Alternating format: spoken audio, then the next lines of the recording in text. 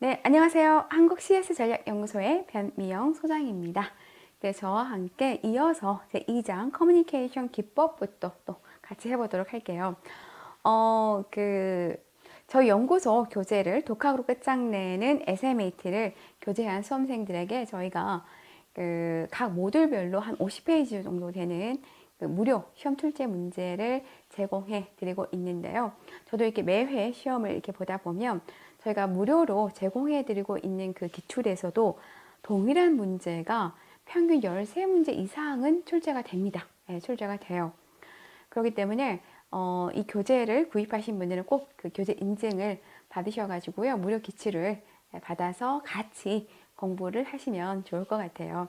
항상 제가 말씀드리지만 연구소 교재와 그리고 무료로 제공해드리는 기출문제와 그리고 한국생산성본부의 그 오픈 기출문제만 열심히 보시면 합격은 무조건 할 수 있다는 거 제가 말씀드립니다. 자, 그럼 이어서 같이 보도록 할게요. 자, 커뮤니케이션 기법에서 이제 우리가 효과적인 경청 방법부터 한번 보도록 하겠습니다. 이 효과적인 경청 방법도 시험에 매우 잘 출제가 되는 부분이죠. 자, 여기서 하나하나 좀 살펴보면, 자, 우리가 그 경청을 효과적으로 하기 위해서는 어떻게 해야 되느냐? 자, 1번, 당연히 어때요? 상대 이야기를 도중에 끊으면 안 되겠죠? 끊거나 가로채지 않아야 되겠죠? 그리고 상대의 입장을 이해하면서, 자, 상대의 입장을 이해한다는 건 뭐예요? 상대의 입장을 이해하면서 듣는 거는 공감이죠. 상대에게 공감하면서, 최대한 공감하면서 말하는 사람에게 어때? 최대한 동화되도록 노력해야 된다. 그래서 제가 이 효과적인 경청 방법에서 시험에 자주 이렇게 건드려졌던 지문은 이렇게 파란색으로 체크를 해놨기 때문에 특히 이 부분은 더 주의 깊게 보시는 게 좋을 것 같아요. 자, 다음은 상대방의 이야기를 들으면서 지레짐작하거나 주관적인 판단을 하지 않는 게 좋겠죠. 이제 그 경청에서 또 많이 출제가 되는 부분이 바로 이 부분입니다. 자, 우리가 경청 1, 2, 3 기법을 활용하라. 경청 1, 2, 3 기법 뭐죠? 일은 한 번만 얘기하고 한 번만 자신의 말을 한 번만 얘기하고 어때요? 상대방의 말을 두 번 들어라 라는 의미죠. 그리고 어때요? 대화 중에 그렇구나, 웬일이니, 어머머, 그래 3번 맞장구를 쳐라. 3번 맞장구를 쳐라. 이게 바로 경청 1, 2, 3 기법이죠. 이 경청 1, 2, 3 기법만으로도 연결형 에서 또는 OX형으로 시험에 출제가 됩니다. 그리고 말하는 것보다는 듣는 것을 많이 하고 이왕이면 왜요? 그렇구나, 온몸으로 맞아, 온몸으로 맞장구를 쳐라. 자, 이렇게 해서 효과적인 경청 방법 살펴보았습니다. 자, 이제 우리가 그 질문. 자, 아까 얘기했죠? 이해하지 못하는 경우는 뭐를 통해서 하라고? 질문을 통해서 반드시 이해하려고 해라. 자, 그러면 질문에는 이렇게 4가지 유형이 있는데요. 자, 개방형부터 확인형. 자, 시험에 많이 출제가 되는 게 주로 이제 이 개방형과 폐쇄형 질문이죠. 자, 개방형은 yes, no가 아니라 어때요? 자유롭게 상대방의 이야기를 끌어내는 질문법이죠. 그래서 이제 여기서 이제 예시로 시험에 많이 출제가 됐습니다. 그래서 오늘 하루 어떠셨나요? 그러면 어때요? 상대가 오늘 하루 있었던 일을 쫙 열거해서 얘기를 하겠죠. 근데 폐쇄형은 이제 미리 준비된 선택지 혹은 항목 중에서 답을 선택하도록 하거나 제한된 수의 단어로 답하도록 구성된 질문이죠. 그래서 오늘 하루 어떠셨습니까? 여기 보시면 자, 오늘 하루 어떠셨습니까? 또 오늘 하루 즐거우셨습니까? 차이가 있죠. 자, 오늘 하루 즐거우셨습니까? 라고 폐쇄형으로 질문을 하면 어때요? 반응도 오늘 그냥 좀 우울하네요. 오늘요? 너무 좀 좋았어요. 자, 이렇게 어때요? 약간 폐쇄형 답변이 되는 거죠. 폐쇄형 답변이 되는 거죠. 또는 시험의 예시로 개방형은 오늘 식사는 어떠셨나요? 식사는 어떠셨나요? 그러면 식사가 어땠는지 쫙 열거해서 또 얘기를 하겠죠. 근데 이거를 이제 폐쇄형으로 바꾸면 오늘 식사는 좀 즐거우셨나요? 이제 이게 바로 이제 폐쇄형 질문이다라는 거죠. 그래서 이 예시가 시험에서 자주 건드려집니다. 그래서 이거를 구분해서 좀 이해를 해주시면 좋을 것 같고요. 다음 양자택일형 질문입니다. 양자택일형 질문은 그렇죠. 결론을 내리지 못하거나 또는 그 망설이는 상대를 유도하거나 약속을 얻어내는데 효과적인 질문인 거죠. A 할래? B 할래? 차라리 좀 우유부단한 사람들 있잖아요. 정말 선택장애 있는 사람들.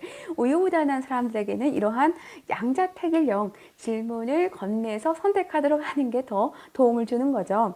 다음 확인형. 확인형은 이제 고객의 입을 통해서 최종 확인하고자 할 때 하는 거죠. 그래서 이 네 가지 질문 유형, 특히 개방형, 폐쇄형의 예시를 꼭 여러분들이 공부하면 좋을 것 같고요. 자, 다음에 이제 말하기 스킬 보도록 할게요. 여기서는 교재에 있는 전체 내용을 다 하지는 않고요. 시험에 자주 출제된 내용만 제가 콕콕 집어서 설명을 해드립니다. 자, 이제 말하기 스킬에서 자, 쿠션 화법이 있습니다. 네, 쿠션 화법. 쿠션 화법은 이제 의미도 알아야 되지만 예시도 여러분들이 아셔야 돼요. 그래서 쿠션 화법은 특히 이제 이 부분 상대가 원하는 것을 들어주지 못하거나 또는 상대방에게 부탁을 해야 하는 경우 상대가 기분이 나빠지는 것을 최소화할 수 있는 표현법. 이게 바로 이제 쿠션 화법이다라는 거죠. 쿠션 화법이다. 그래서 실례합니다만, 죄송합니다만, 번거로우시겠지만 양해해 주신다면 괜찮으시다면 이게 쿠션 화법인 거죠.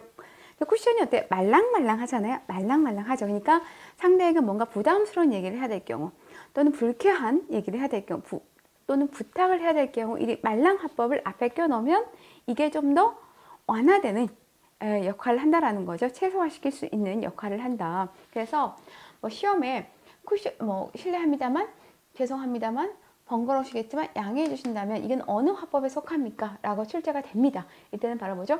쿠션 화법이다. 쿠션 화법이다. 다음 청유형 화법 볼게요. 청유형.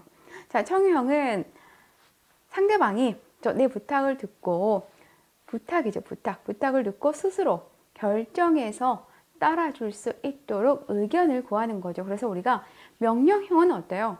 강압적이기 때문에 상대로 하여금 거부감을 느끼게 합니다. 그렇기 때문에 막상 하려고 해도 딱 명령을 하는 순간 그냥 놔버리는 거죠. 놔버리는 겁니다. 왜? 사람은 누구나 주체성을 가지고 살기 때문에 자신의 의지대로 살고 싶어 하는 욕구가 크기 때문에 상대의 그런 명령적인 그런 강압적인 태도에 의해서는 움직이지 않죠. 절대. 그래서 우리가 사람을 움직이는 거는 어때요? 바람이 아니라 해잖아요. 해와 바람. 이솝 오화에서 보면 바람이 아니라 따뜻한 해가 그 사람의 옷을 벗기죠. 이것처럼 청유형 화법도 기다리세요가 아니라 좀 기다려 주시겠어요. 또는 여기 채워주세요가 아니라 여기 좀 채워주시겠어요. 이렇게 건네면서 상대 행동을 유도하도록 하는 거죠. 그럼 어때요?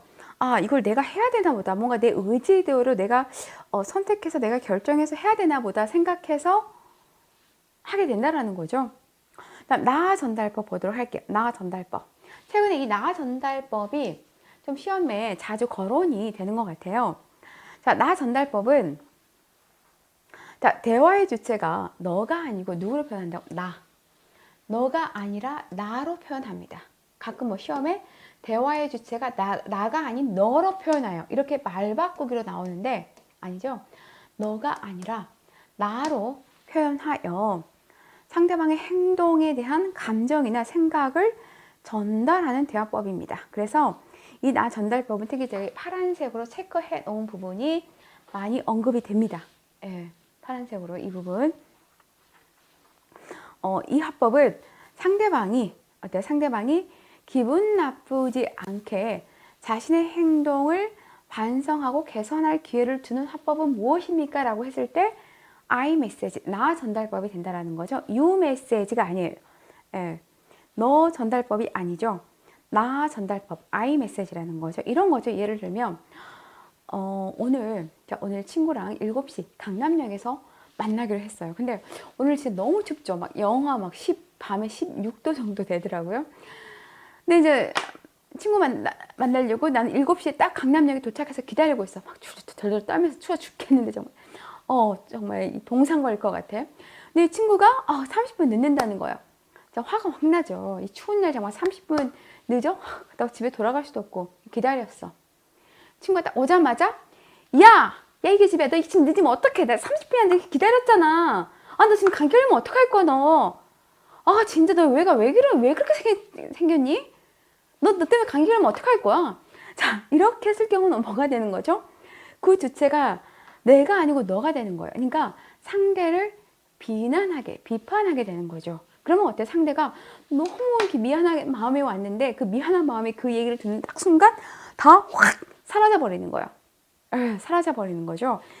그게 바로 이제 유 메시지죠. 근데 이제 이거를 나 전달법, I 메시지를 표현을 하려면 야, 너 많이 늦었구나. 내가 지금 많이 기다리다가 몸이 너무 추워. 진짜 좀 약간 몸이 으스스하고 그래서 좀 내가 좀 약간 30분 기다렸더니 좀 감정이 좀 처지네.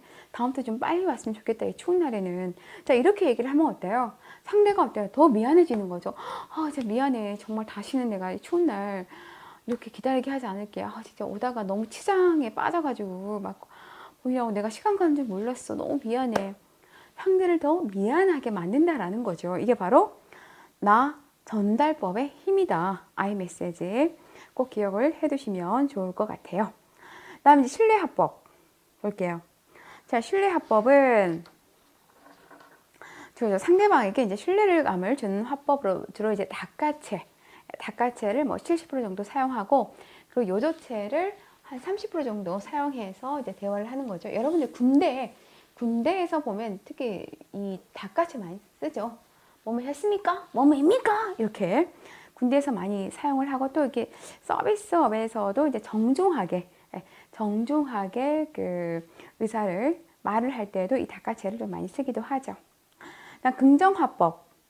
자, 긍정화법은 같은 내용일지라도 이왕이면 어때요? 긍정적으로 표현하는 화법이다. 그래서 기다리게 해서 죄송합니다가 아니라 기다려주셔서 감사합니다. 감사합니다로 이렇게 표현을 한다라는 거죠. 다음 이제 아론소 화법. 아론소 화법은 어떤 대화를 나눌 때 부정과 긍정을 혼합해야 할 경우에는 먼저 무슨 말을 한다고 그랬죠? 부정적 내용을 먼저 말하고 끝날 때는 뭐로 마감하는 거예요? 긍정의 의미로 마감하는 것입니다. 그래서 진료 비용은 좀 비싸지만 부정이죠. 고객들에 대한 만족도는 상당히 높습니다. 이거는 긍정이죠. 그래서 긍정으로 마감하는 화법을 우리가 아론스 화법이라고 한다. 다음 이제 완곡한 표현 화법이 있는데요. 몰라요. 모릅니다. 안 돼요. 이런 그 직설적이고 강압적인 표현은 가급적 사용하지 않는 게 좋겠죠. 모릅니다. 대신에 그냥 제가 한번 알아봐 드릴게요. 뭔가 그 노력하려는 그 의지를 보여주는 거죠. 제가 한번 알아봐 드릴게요. 이런 것들이 완곡한 표현이다 라고 이렇게 보시면 될 것 같아요. 자, 그러면 이제 우리 3장 조직 커뮤니케이션에 대해서 한번 살펴보도록 하겠습니다. 자, 조직 커뮤니케이션이 왜 중요하냐? 왜 중요하냐? 보게 되면 이제 크게 그 네 가지의 그 이유가 있는데요. 자, 첫 번째는 행동을 통제합니다. 구성원의 행동을 통제한다. 즉, 구성원이 따라야 하는 권력 계층이 있겠죠. 권한 계층. 예를 들면 뭐 직급이라던가, 그렇죠. 뭐 직급이라던가 직책 같은 거 있겠죠. 직급, 직책. 그러한 그 직급, 직책 또는 공식적인 지침, 뭐 사내 규정 같은 거 있죠. 사내 규정. 그 사내 규정. 이런 거에 대한 커뮤니케이션은 공무원들의 행동을 어때요? 특정한 방향으로 움직이도록 통제해주는 역할을 한다라는 거죠. 그러니까 우리 보통 그 여러분들 회사 홈페이지 들어가면 피라미드식으로 해가지고 여기는 뭐 사장이 있고 임원이 있고 중간 관리자, 상위 관리자가 있고 뭐 말단 직원들이 이렇게 있잖아요. 그러니까 이러한 고난 계층에 대한 어떻게 보면 그 의무, 그 행동, 지침을 또한 전달해 주는 역할을 하는 게 이 커뮤니케이션이다. 그래서 이러한 그 권한계층과 이러한 그 사내 규정에 의해서 조직원의 행동들을 통제하도록 할 수 있고요. 다음 두 번째는 동기부여를 강화시켜준다. 즉 구성원의 할 일이라던가 평가, 직무 성과를 개선하기 위해 수행해야 하는 일을 어때요? 구체적으로 알려줘서 동기부여를 시키는 또 역할을 한다라는 거죠. 그리고 이제 본인의 감정 표현과 그리고 사회적인 욕구를 또 표출하는 역할을 합니다. 그래서 그 조직 커뮤니케이션은 구성원들의 좌절이라던가 만족감을 보여주는 근본적인 메커니즘으로 어때요? 자기의 감정을 표출하는 역할을 하죠. 조직 커뮤니케이션은 또 어떻게 보면 이런 창구가 있죠. 회사에서 보면 고충처리위원회라는 그런 전담반이 또 있죠. 이제 거기서 이러한 그 자신의 감정을 또 많이 표출하고 또 본인이 가지고 있는 불만들 같은 것도 이렇게 제안하게 되는 거죠. 또 그 어떻게 보면 노사협의회 같은 거 있죠. 노사협의회를 통해서도 또 이러한 감정 표현이라던가 사회적 욕구 표출을 또 할 수 있다. 그다음 정보 전달. 자, 정보 전달로 인한 당연히 의사결정의 촉매제 역할을 하죠. 그래서 이러한 네 가지의 그런 조직 커뮤니케이션의 중요성이 있다라는 거. 자, 그럼 이제 커뮤니케이션의 네트워크 한번 보도록 할게요. 커뮤니케이션의 네트워크를 보면 이것도 시험에 크게 출제되는 비중은 아니지만 그래도 시험에 출제되었던 부분은 콕콕 찍고 넘어갈게요. 자, 먼저 이제 쇠사슬형이 있습니다. 쇠사슬형처럼 이렇게. 자, 쇠사슬형 있죠? 네. 자, 쇠사슬형은 공식적인 명령 계통에 따라 수직적으로 이루어진 형태인 거죠. 수직적으로. 여기서 가장 상부에서 명령을 내리면 쫙 이렇게 일사분란하게 밑에까지, 하부까지 이렇게 내려오는 그런 의사결정 네트워크인 거죠. 그래서 대표적인 예가 이제 조직의 라인, 관료적 기업에서 많이 하죠. 공기업이라던가 공무원 집단, 특히 군부대, 군부대 같은데. 그래서 이러한 장점으로는 뭐가 높다는 거죠? 신속성과 효율성이 높다라는 거. 시험에서 신속성은 높으나 효율성이 낮다. 이렇게 출제가 된 거를 본 적이 있는데 당연히 어때요? 신속성과 효율성이 높을 수밖에 없죠. 쇠사슬형은.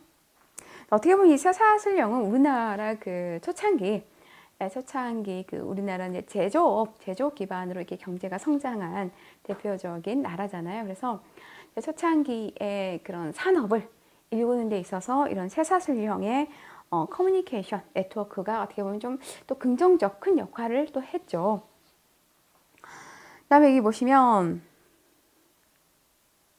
단점으로는 어때요? 이제 구성원들 간에 그죠? 커뮤니케이션에 상호 커뮤니케이션 거의 없죠. 위에서 상부 지시하면 쫙 내려와서 그 지시대로 빨리 움직여야 되기 때문에 정보의 단방향으로 전달 왜곡이 발생할 또 가능성이 있다라는 거. 다음 수레바퀴형 볼게요. 수레바퀴형은 조직 구조 안에 중심 인물이라든가 또는 대표적 리더가 존재하는 경우죠. 여기 대표적 리더가 존재하는 거죠. 존재하는 겁니다. 그래서 장점은 어때요? 정보 전달이 한 사람의 인물이나 지도자에게 집중되어 있는 거죠. 즉 권력 집중도가 매우 높다. 시험에서 이 부분이 자주 건드려진 부분입니다. 권력 집중도가 어때요? 다 여기에 집중되어 있는 거죠. 권력 집중도가 높고 그렇기 때문에 어때요? 상황 파악과 문제 해결이 빠른 그런 장점이 있다. 반면에 복잡한 문제를 해결하는 데에는 또 유효성이 발휘되지 못한다라는 거죠. 자, Y형 볼게요. Y형. 자, Y형은 대다수 구성원을 대표하는 인물이 존재하는 형태로 쉽게 얘기해서 라인과 스텝이 혼합되어 있는 집단에서 주로 나타나는 형태인 거죠. 그래서 이제 매우 관료적이고 위계적인 조직에서 발견이 된다. 다음 원형.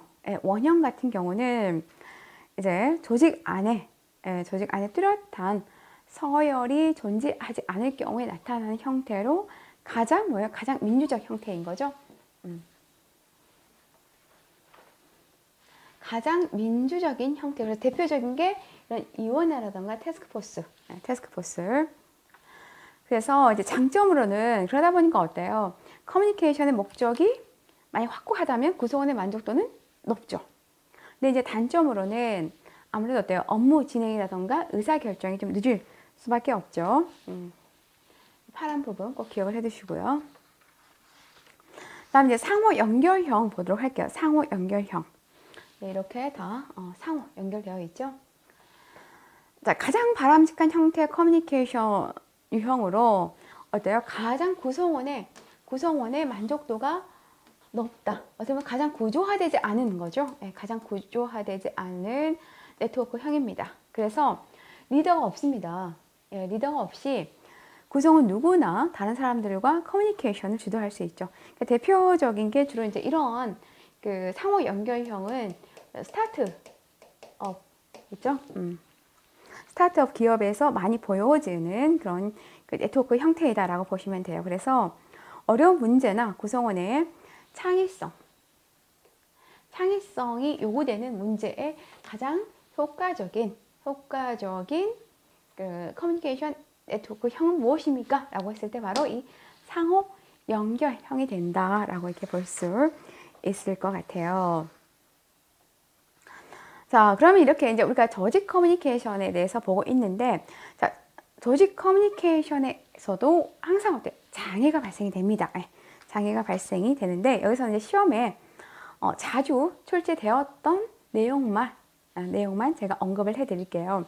자, 조직 커뮤니케이션의 장애 요인을 보면 먼저 메시지의 복잡성이 있다. 예를 들어서 이거죠.